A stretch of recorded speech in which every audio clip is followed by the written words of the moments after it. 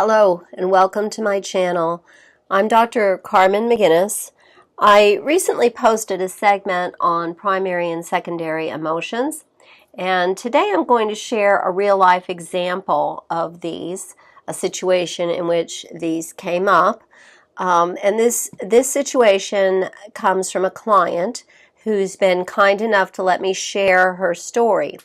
The names and locations have been changed to protect confidentiality. Excuse me. So if you're viewing this before my primary and secondary emotions segment, worry not. I'm going to provide a quick refresher. However, that segment has a lot more detail, so please view that too when you get a chance. So here's a quick refresher.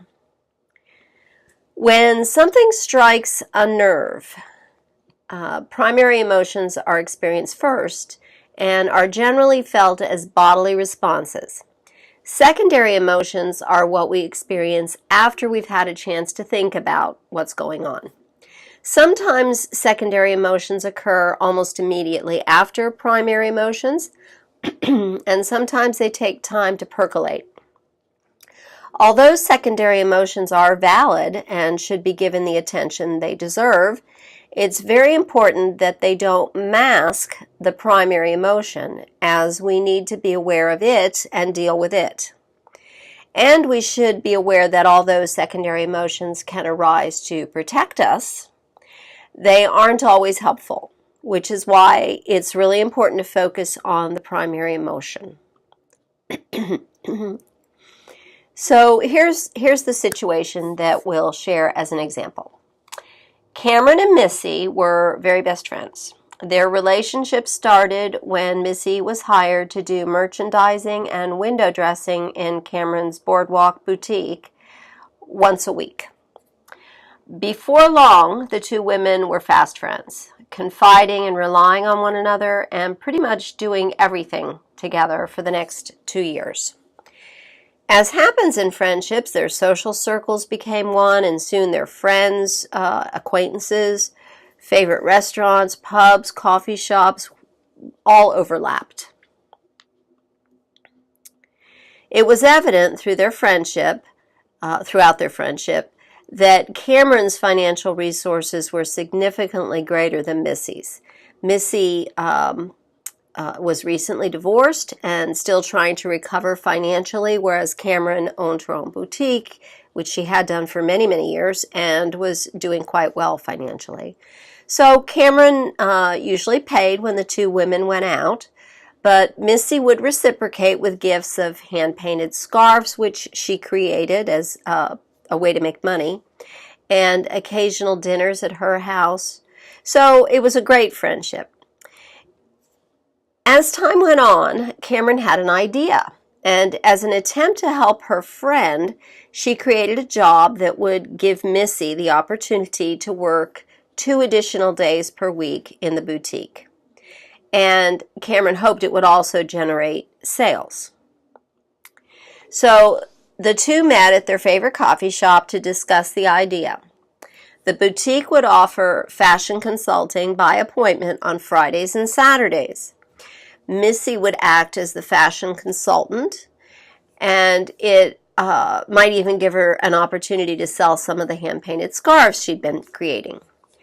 And it would triple her hours at the boutique. She'd now be working Thursdays doing the window shopping the window displays and merchandising, and Fridays and Saturdays doing the fashion consulting by appointment. So it was going to triple her income, 3 days a week. The plan was to launch in the fall when the snowbirds started returning and business picked up. But here's where the problem comes up. In August, something happened that would affect traffic around the boutique. The beach authority announced they would be tearing up the existing boardwalk and doing significant renovations over the next 10 months. So this was going to take Cameron right through her busy season, and she was worried. Worry was her primary emotion in response to the news. And I should explain, Cameron, name changed, it was my client. So she was worried. That was her primary emotion. After talking with her accountant that afternoon, she decided it would be best not to increase her payroll at this time. So now she had to tell Missy. So Cameron and Missy were to meet at Gull's Landing, their favorite tapas place, that evening. And Cameron told Missy about the letter, about her meeting with her accountant, about the expected dramatic drop in sales, and that she would not be able to offer her the extra hours that they had discussed. Instead of concern for her friend and the boutique, Missy expressed her concern for her own situation, saying, "I was counting on the extra money. I don't know what I'm going to do." And Cameron's primary emotion was to feel regret about the situation, but she was also disappointed by her friend's apparent disregard of her own plight, in which Cameron found herself. Disappointment was her secondary emotion. So over the next several weeks, Missy began turning down Cameron's coffee and dinner offers. She even missed their regular Friday morning cycling date. Cameron had bought a second bike so that the two could go cycling together, and she started missing those dates as well. Missy's secondary emotion, passive rage, was now being expressed by declining Cameron's offers. So Missy started out as fearful for her future, which was valid, and now she was feeling rage and demonstrating it passively by turning down offers, always being too busy to meet up with her friend. So Cameron persisted for 4 months, not quite 5 months, to make offers of social engagements. She would started out, every few days, and then she offered once a week for a while, and then she didn't offer for a while, and then a couple weeks later she made another offer. By the end of 4.5 or so months, she gave up and determined to stop all efforts at friendship with Missy. And it should be said that this coincided with New Year's Eve. So it was a New Year's Eve.